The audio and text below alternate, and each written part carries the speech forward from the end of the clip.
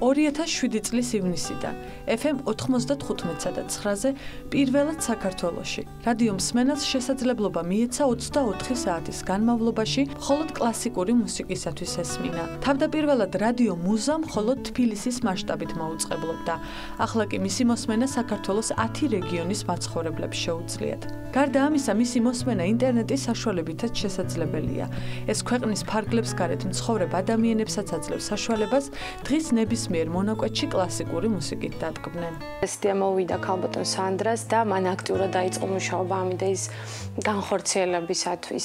მან ამისთვის მოიწვია სპეციალისტები ჰოლანდიიდან, რომლებიც წლების განმავლობაში ჩართული იყვნენ რადიო ბიზნესში და სწორედ მათი დახმარებით მოხდა რადიოს, ასე ვთქვათ, ჩამოყალიბება და ეთერში გასვლა. რადიო მუზას გადაცემების საშუალებით მუსიკის გარდა მსმენელს შესაძლებლობა აქვს ევროპისა და მთელი მსოფლიოს კლასიკური მუსიკის სიახლეებს გაეცნოს. ამასთანავე მსოფლიოს უამრავ ქვეყანაში ადამიანებს ქართული კულტურის სფეროში განვითარებული მოვლენების, ღონისძიებებისა და ფესტივალების შესახებ ცნობების მიღებაც შეუძლიათ. მე გავიმეორებ შეკითხვას. იგორ სტრავინსკის ნაწარმოები, რომელიც მან თავისი სიზმრის მიხედვით დაწერა. დიახ, თქვენ აბსოლუტურად მართალი ბრძანდებით, ეს არის მისი საღვთო გაზაფხული, საბალეტო მუსიკა საღვთო გაზაფხული. ჩვენ ეთერში ვართ 24 საათის მანძილზე და ასე იყო თავიდანვე, რადიოს გახსნის დღიდანვე. და რაც შეეხება ფორმატს, პროგრამები არის ძალიან მრავალფეროვანი, როგორც ეპოქალური თვალსაზრისით, ისე ჟანრობრივად. აქ არის დაწყებული ძველი ადრეული მუსიკიდან დამთავრებული იმ მუსიკის ჩათვლით, რომელიც დღევანდელ დღეს იქმნება. რადიო მუზას ეთერში მსმენელს შესაძლებლობა აქვს მოისმინოს როგორც კლასიკური მუსიკის მსოფლიო შედევრები, სიმფონიური, კამერული და საოპერო ნაწარმოებები, ასევე ქართული პროფესიული მუსიკაც, ძველი და თანამედროვე ქართველი კომპოზიტორების შემოქმედება. ცალკე გადაცემა ეძღვნება სასულიერო მუსიკას, როგორც ქართულ, ასევე მსოფლიოს სხვადასხვა ქვეყნის საგალობლებს. გარდა ამისა, გადაცემაში ტრადიციული მუსიკა საეთერო დრო ქართულ ფოლკლორსა და სხვადასხვა ჟანრის სიმღერებს ეთმობა. საღამოს საათებში კი რადიო მსმენელს შესაძლებლობა აქვს მოისმინოს სხვადასხვა ჟანრისა და სტილის თანამედროვე ნაწარმოებები.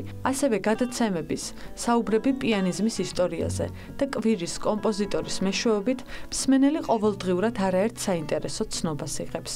განსხვავება უბრალოდ ის არის სხვა რადიოებთან, რომ ჩვენ საქმე გვაქვს კულტურასთან და ნაკლებად შოუ-ბიზნესთან. ან პასუხისმგებლობა გაცილებით მეტია. ერთი გამოცხადებაც რომ აქვს, ხო, ვთქვათ, ნებისმიერ ჩვენთაგანს და ეს არის უბრალოდ უნდა გამოვაცხადოთ ის ნაწარმოები. აქ უკვე საქმე გაქვს ისტორიასთან და იმ ეპოქის, იმ ნაწარმოების ირგვლივ ყველაფერი უნდა იცოდე. თუ არ ახარ შენ თავში დარწმუნებული, რაზე ლაპარაკობ? ეს უბრალოდ არ ვარგა რა. რადიო მუზას პროგრამების მსგავსად მსმენელიც მრავალფეროვანი ხავს. რადიო არა მხოლოდ კლასიკური მუსიკის, არამედ სხვა ჟანრების თაყვანისმცემელთათვისაც მაუწყებლობს და საშუალებას აძლევს მის ეთერში გასული მუსიკითი სიამოვნონ.